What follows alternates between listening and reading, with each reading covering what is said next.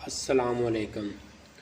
مولانا شمس الحق افغانی سے ایک قادیانی جج نے پوچھا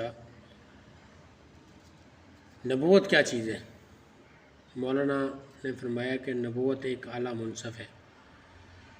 تو جج نے کہا کہ اگر یہ اعلیٰ منصب ہے تو اس کو عام کرنا چاہیے۔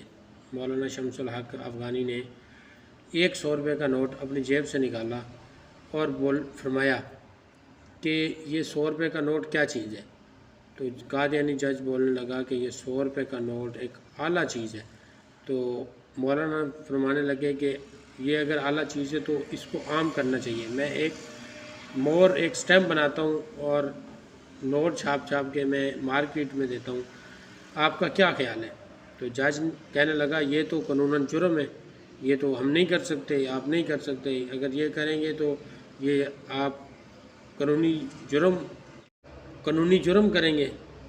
تو مولانا نے فرمایا کہ اسی طرح سے جیسے ہم یہ نوٹ نہیں چھاپ سکتے، اس کو عام نہیں کر سکتے، اسی طرح اللہ پاک جسے چاہتا ہے اسے نبوت دیتے ہیں، اور اسی طرح ہم نبوت عام نہیں کر سکتے، ہر بندہ کو نبی نہیں بنا سکتے۔ نبی ہمارے ایک ہی نبی ہیں، حضرت محمد صلی اللہ علیہ وسلم، جو ہمارے آخری نبی ہیں۔ قادیانی جج بہت پریشان ہوا، سوچ میں چلا گیا۔ تو میرے پیارے دوستو، ہمارے نبی حضرت محمد صلی اللہ علیہ وسلم اللہ کے رسول آخری نبی ہیں، ان کے بعد نہ کوئی نبی آئے گا، نہ کسی نبی نے آنا ہے، یہ ہمارے آخری نبی ہیں، ہمیں ان کی اطاعت کرنی